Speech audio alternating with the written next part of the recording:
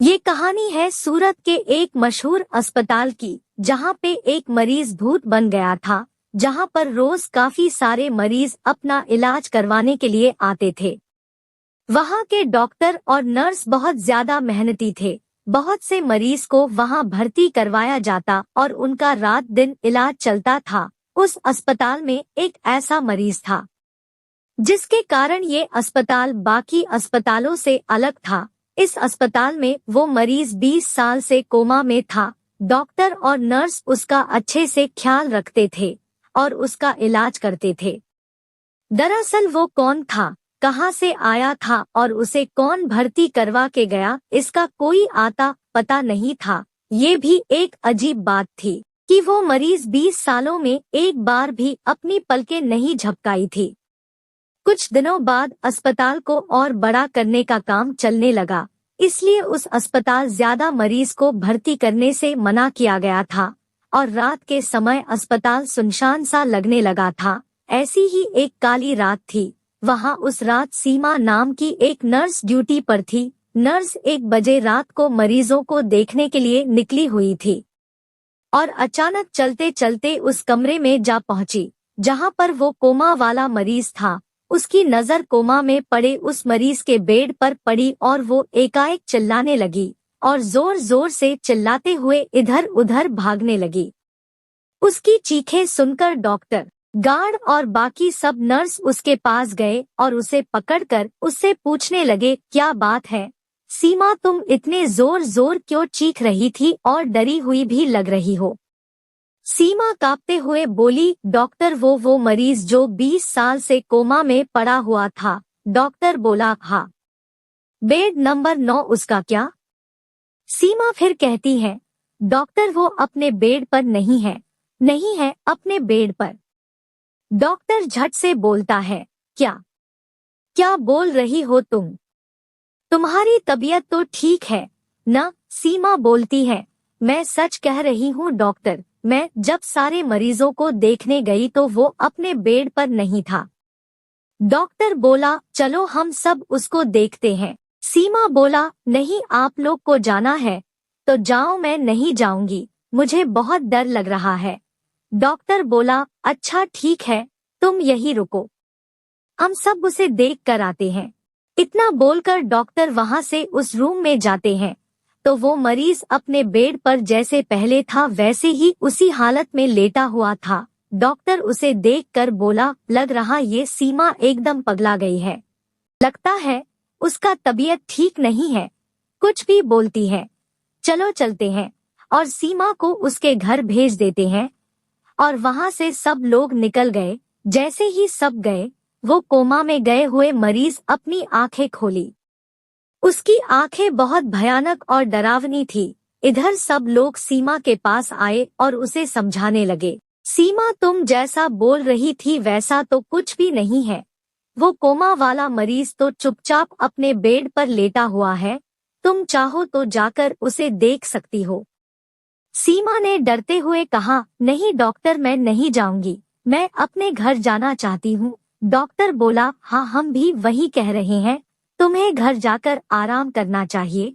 और सीमा वहां से चली जाती है। तभी करीब 2 घंटे बाद अचानक से अस्पताल के सारी दीवारें हिलने डुलने लगी। ऐसा लग रहा था कि कोई हंस रहा था, लेकिन वो हंसी किसी मशीन के चलने जैसी थी।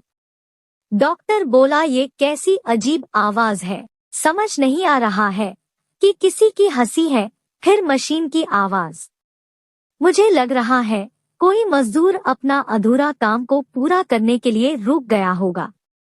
तभी दूसरी बोलती है, नहीं सर ये मशीन की आवाज से भी अजीब आवाज है, चलिए हम सब यहाँ से भाग जाते हैं। डॉक्टर बोला, अरे तुम भी सीमा के तरह डरने लगी, ऐसा कुछ नहीं है, कोई मजदूर ही होगा, चलो सब चल के देखते हैं। और वहां से सब वहां जाते हैं जहां मजदूर काम कर रहे होते हैं, लेकिन वहां कोई भी मजदूर नहीं रहते हैं। फिर सारे मरीजों के पास जाते हैं और देखते हैं कि सभी मरीज आराम से लेटे हुए रहते हैं। फिर उस बेड नंबर 9 के उस कोमा वाला मरीज के पास जाते हैं। जैसे ही वे लोग उसके पास गए वहाँ का नजारा देखकर सबकी हालत खराब होने लगी। कोमा वाला मरीज अपने दोनों हाथों से कसकर बेड को पकड़कर उछल कूद कर रहा था और जोर जोर से हंस रहा था। उसकी हंसी एक मशीन जैसी थी। ये सब देखकर सब लोग डर गए, लेकिन डॉक्टर अभी भी सोच रहा था। तभी पीछे से एक नर्स डरते हुए बोली, हमने इसे यहाँ रखकर बहुत बड़ी गलती की है। ये कोमा में जाकर कब का मर चुका है और भूत बन गया है। ये हमें नहीं छोड़ेगा, भागो यहाँ से सब। और उसके साथ साथ गार्ड भी डरकर बोलने लगा, हाँ सर, ये ठीक बोल रही है, हमें यहाँ से चलना चाहिए। डॉक्टर ने उन दोनों को डांटते हुए बोला, तुम लोग चुप हो जाओ, ऐसा नजारा इतिहास में हमें पहली बार देखने को मिला है। कोमा में गए हुए मरीज को इतने साल बाद जागना, और वो भी इतने एनर्जी के साथ, कितनी अजीब बात है ना। ऐसा कहकर डॉक्टर उसके नजदीक जाने लगता है और उससे कहता है, क्या तुम मुझे देख सकते हो? क्या तुम बात कर सकते हो? मैं तुम्हारा डॉक्टर हूँ, बात करो मुझसे। ऐसा कहकर डॉक्टर उसके और नजदीक जाने लगा। तभी अचानक उस मरीज ने अपनी आंखें डॉक्टर के तरफ घुमाई और डॉक्टर के ऊपर छलांग लगाकर किसी जंगली जानवर के तरह उसके टुकड़े टुकड़े कर दिया। नर्स और गार्ड का ये सब नजारा देखकर पूरी तरह हालत खराब हो गया और चिल्लाते हुए वहां से भागने लगे।